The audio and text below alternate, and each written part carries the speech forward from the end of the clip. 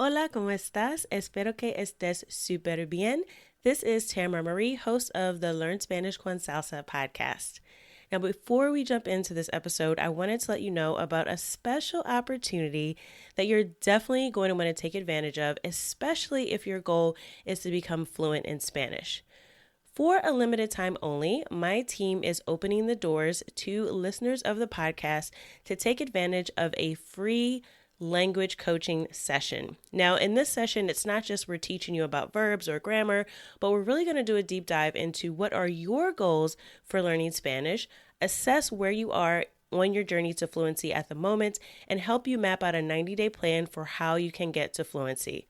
So we are going to help you take your Spanish to the next level, whether you're afraid of speaking Spanish or you just get a little bit nervous when you're talking to native speakers, or maybe you've got some of the basics down, but you really know that you struggle with getting your Spanish to flow and your listening skills aren't up to par. Whatever it is, even if it is a specific grammar issue, we will help you map out how to tackle that. And normally these sessions do cost, so we are offering a few slots for free. There are limited spaces available and they'll only be open up through the end of the month. So make sure you sign up. Go to SpanishConSalsa.com/coach. That's SpanishConSalsa.com/coach to book your free language coaching session where we will help you map out a 90-day plan to get to Spanish fluency. Okay, let's get started with the episode. I was thinking, what would I do if I started all over again and I had to learn Spanish from scratch?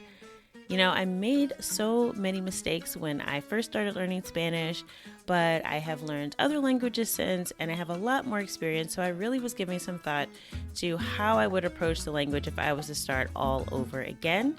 And I will lay out that exact plan for you in this week's episode. So if you want to know the exact steps for when to study what and what to do first, make sure you stick around for this week's episode. Así que vamos a empezar. Let's get started.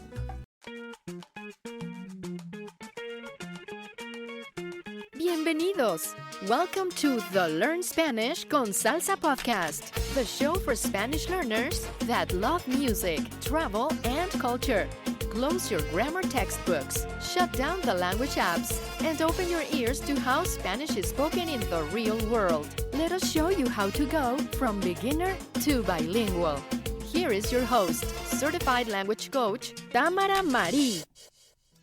Hola, ¿cómo estás? Espero que estés súper bien. Estamos por empezar episodio 148. Welcome to episode 148 of the Learn Spanish con Salsa podcast. In this episode, I'm going to be breaking down exactly what I would do if I was going to start all over again and learn Spanish from scratch. And the reason I decided to do this, I've been learning Arabic a little bit off and on. I haven't been super consistent with it, but I have been learning Egyptian Arabic. It's quite a different language than Spanish, so I have been approaching it a little bit differently. But I realized in going through that process and being a beginner again, that the process that I would follow if I was starting with Spanish from scratch today would be way different than what I did when I first started.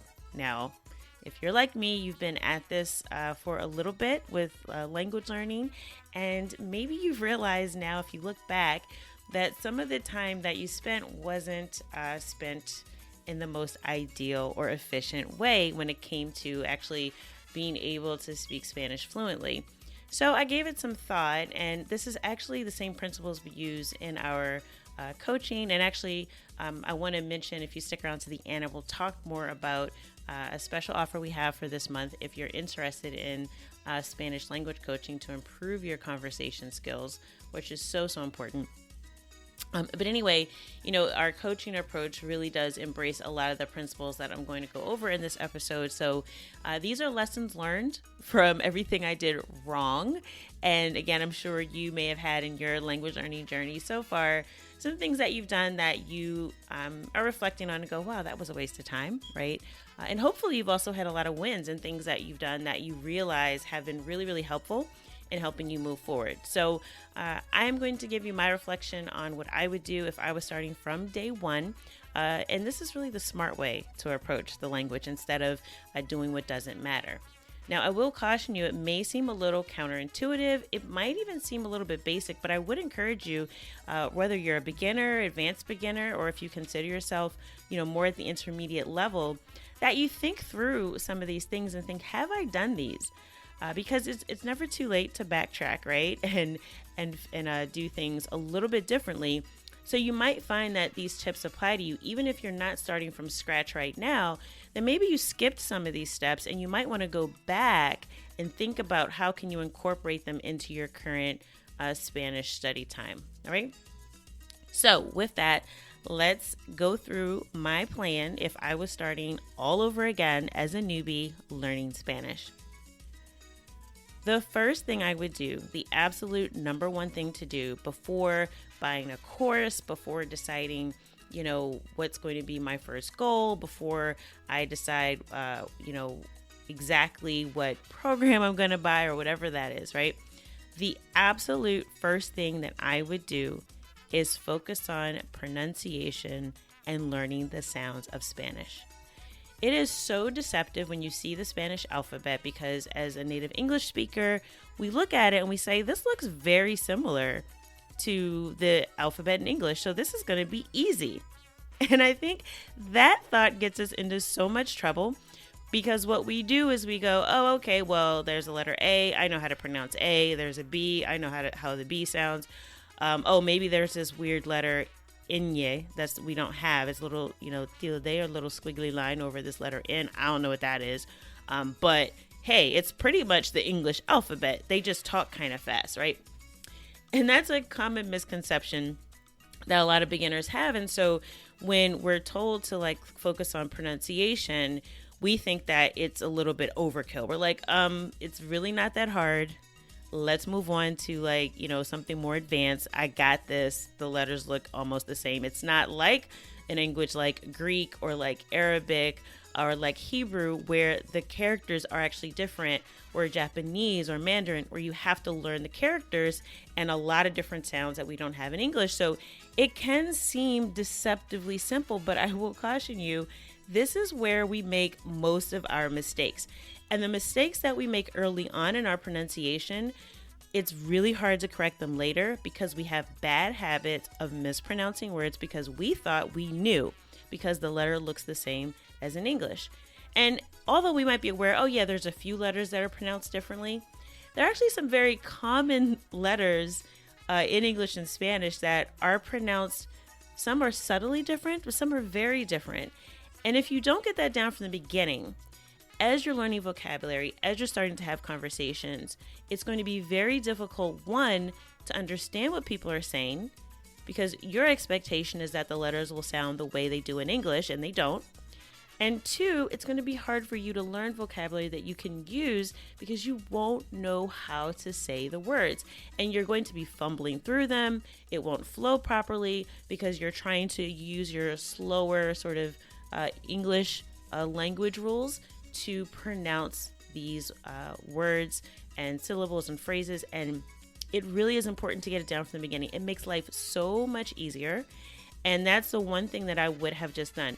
Just taken a beginner's mind. And even if, again, you're already at the intermediate level, you could be making a lot of pronunciation mistakes that no one is telling you about. This happened to me for years. There were basic words that I was mispronouncing. And because people were being kind to me, even if they were my, a language teacher, they understood me sort of. So they just forgave all of my pronunciation mistakes. So again, unless we decide as learners that we want to focus on it, it can be really difficult to get it right. And we notice that we sound different when we speak and other people speak, right? We go, I don't sound like this native speaker I'm talking to. And we think it's just because, I'm just learning. I'm a beginner. I shouldn't expect to sound like them. And I think that is a fallacy. Now, yes, to some degree, when you're learning a foreign language, you'll always have a little bit of an accent, which just means that you're using the rules of your native language and you're applying them to the language you're learning. So that's what gives us our accents. That's what we hear when we hear non-native speakers of English. If you are a native English speaker and you hear someone that's speaking English, you can tell if they're not a native speaker because of some of the pronunciation rules that they apply from their native language to English. So if you think about it, we sound the same way to native Spanish speakers. And so really a way to save you so much time and energy later on, because you will at one point realize, oh my gosh, I've been saying this word wrong for years and for months and no one ever told me. And that's how you're supposed to say it. And how do I say it? Because I don't even know how to form my mouth and my lips in that way, right? You come to these realizations later and it can become more difficult to correct them at that point because, again, we've had these bad habits.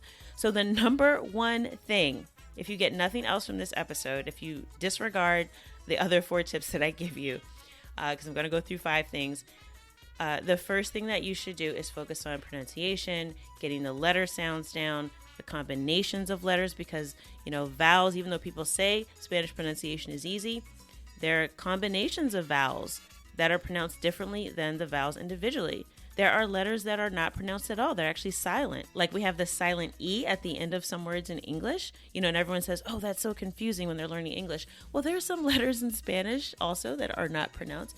So it's important to really get a handle on that. And one of the things that we do in our community for our Spanish Fluency Club members, and also anyone that signs up for coaching with us, they get access to our pronunciation mastery course. And this is something that we created because I saw a need. This is the course I wanted when I first started. We break down literally every single sound of the Spanish language, not just every letter, every single sound. We go through vowels, consonants, combinations of letters. Sometimes letters are pronounced differently depending on what letter comes before or after. So we go through all those pronunciation rules. And the thing that we do in our Spanish pronunciation course that you really can't get anywhere else, I think it's one of the most impactful parts of our course, is that you get personalized feedback on your pronunciation. So when you sign up for the Spanish pronunciation mastery course, and you can do that if you're interested, you just want to check it out to see what it is, you can go to SpanishPronunciationMastery.com.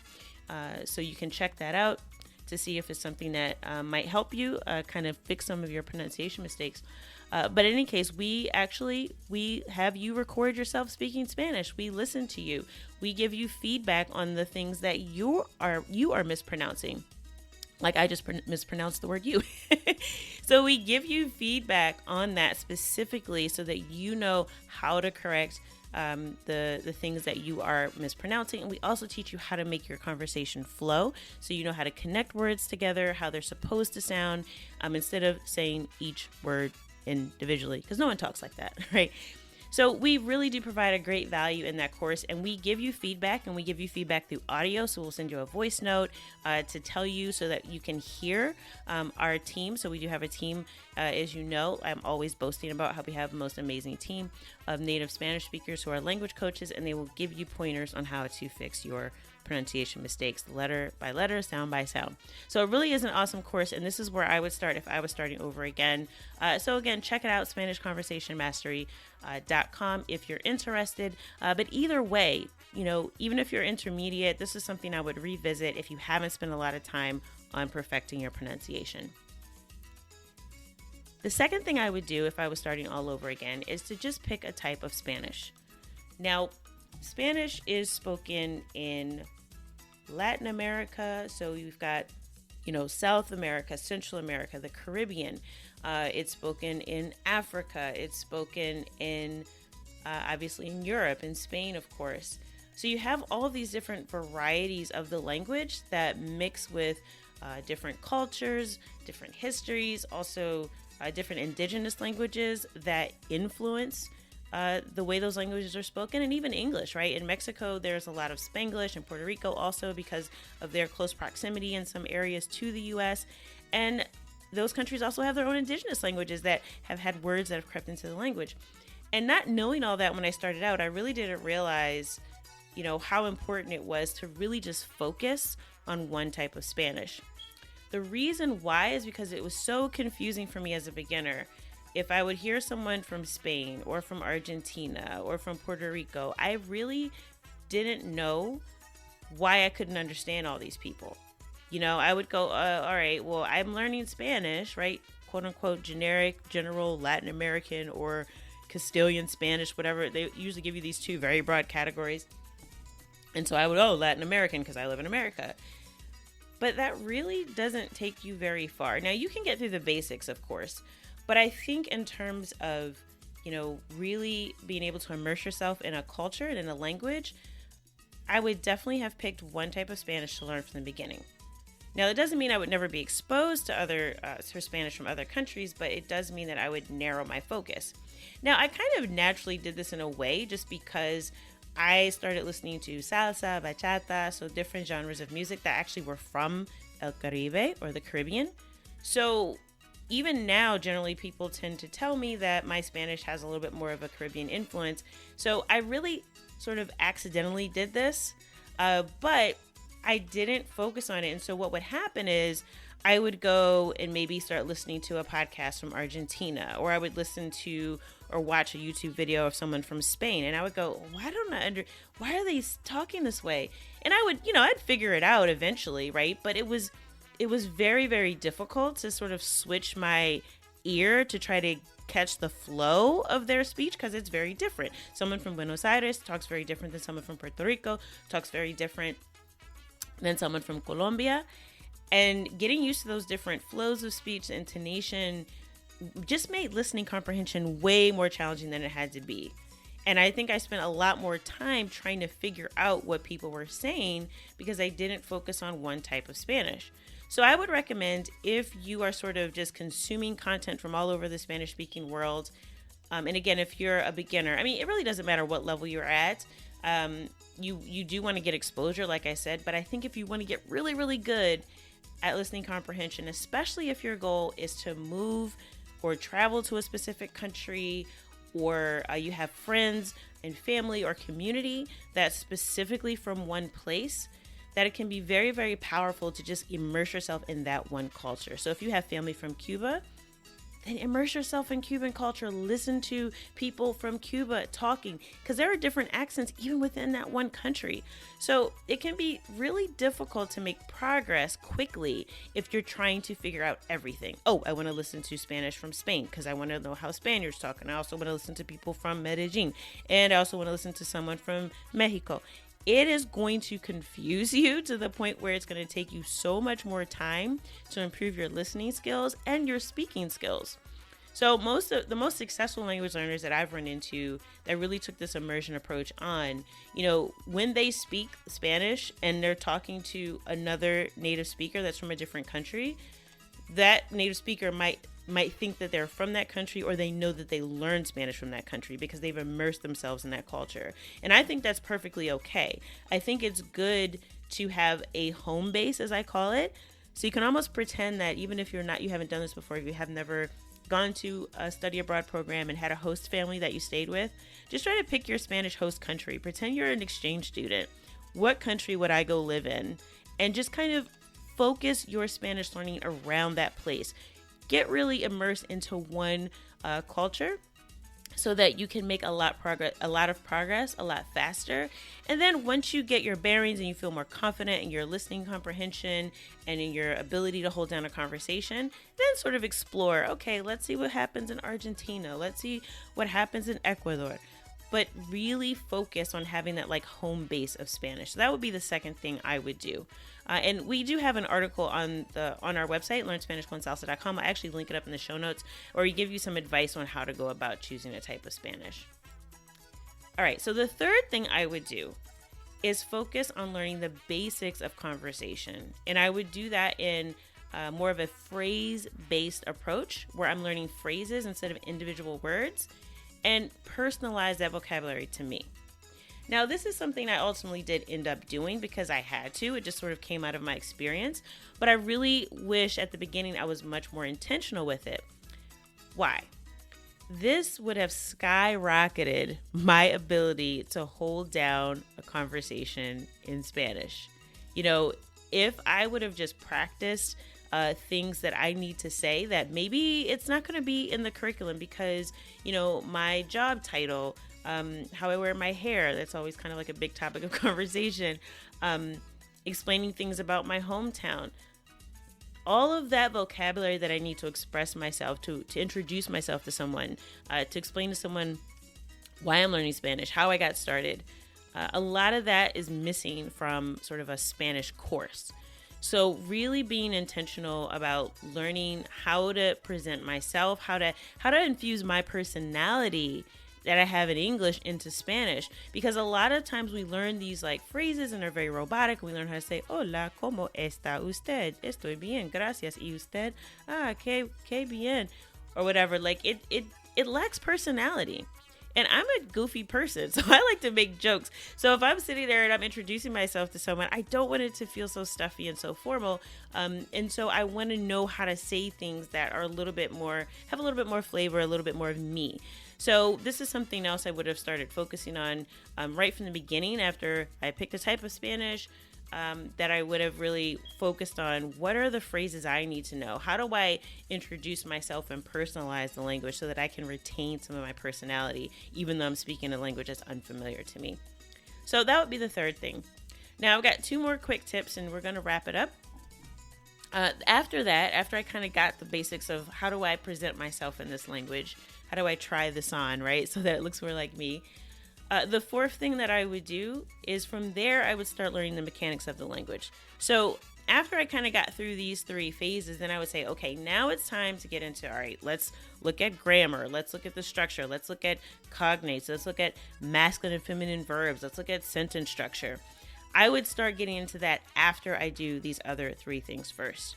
And I would find a way to do that is fun and interesting for me. So sort of I arrived at this, it took me years learning Spanish through music, right? So for me, that motivates me. If there's a new song that comes out, I want to know what's going on. I want to hear it. I want to know the lyrics. I want to see what are the new words I didn't know. How can I use them in a conversation? That kept me motivated. But I would have done that more intentionally, even though, again, this is sort of how I kind of fell into fluency, I'll call it, falling into fluency. That could be a cool program. But yeah, you know, it's being intentional about it, structuring my learning around the things I love, and also looking at the mechanics of the language from a standpoint of, you know, already having down some of these other basics that I talked about. And the fifth thing that I would do if I was just starting out all over again is I would set a bold conversation goal.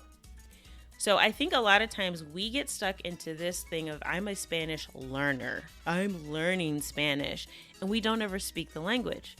Either because we don't know that many Spanish speakers, we don't have anyone to talk to in Spanish, or the people that we know that speak Spanish, we're literally terrified to start talking to them because we're not confident in our ability to speak the language. And we're afraid they're going to say something we don't understand. They're going to laugh at us because we didn't say something correctly, or we're not going to know a word and we're going to sit there with a blank stare for about 15 seconds and it's going to be super awkward.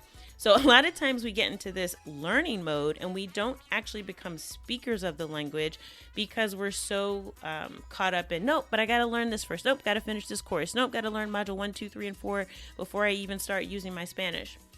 And so what I would do to get myself out of that mindset is to set a bold conversation goal with a deadline. Something that sort of scares me, but doesn't terrify me too much.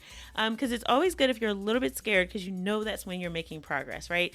If you're setting goals that don't cause you to have just at least a tinge of fear, then you are not setting big enough goals. So I would set a bold conversation goal, something that's a little bit out of my comfort zone, so that I could actually reach for it and try to prepare for it. Because the thing about it is this, unless you have a date, and again, goals have deadlines. You know I preach that all the time. I don't want to hear, I'm going to do this in 20 days. I'm going to do it after that. A goal needs a date on the calendar. So until we actually put that date on the calendar, I will have a 30-minute conversation with a native Spanish speaker from Mexico. And I will do that by May 13th, 2022, for example. that lights a fire under you.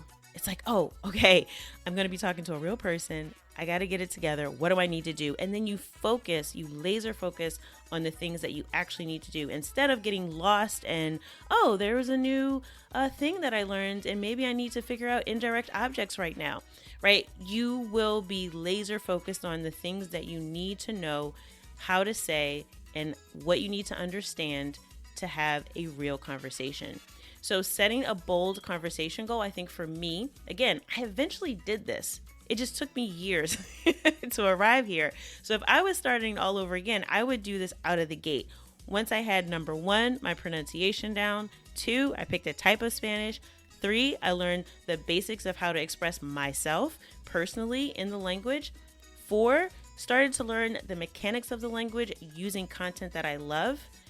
Then I would set a bold conversation goal, something that slightly terrifies me, so that I could laser focus and get myself speaking the language a lot sooner. So those are the 5 things that I would do if I was starting from scratch. I hope you found this helpful and that this can help you reflect on what you've been doing. Like, what has your last week looked like? What has your last month looked like? How much time have you actually spent hablando español, actually speaking the language? And how much time have you spent consuming content, listening to things that you didn't really understand all of, and just sort of trying to muddle through? So I hope this helps you refocus and maybe redirect what you're doing now. It's okay to sort of look at what you're doing and say, maybe I could tweak this. And you don't have to do everything I said, right? Especially, like I said, if you're already sort of further along in your language journey. But you might want to, again, revisit some of these things and see how you can incorporate it into your Spanish. So if you want our help with that, like I mentioned at the beginning of the episode, we are offering a discount for the month of March.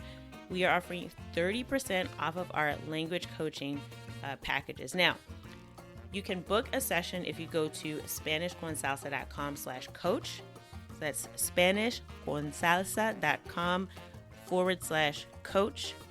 And there you can actually set up your initial goal setting session. So in that first session, we will help you come up with that bold conversation goal.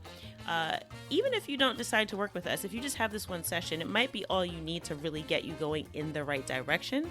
So I encourage you that, to sign up for this. If you hear something in this episode that you want to implement, but you're not 100% sure how to go about it, make sure you book a session with us. Like I said, again, we are offering 30% off of all language coaching this month. And coaching is different from teaching. We are going to help you identify a personalized goal that you can reach. We're not just going to teach you a curriculum. So we do teaching as well, but this is specifically for coaching for people who want to personalize what they're learning and actually get to using Spanish in conversation and having conversations that flow.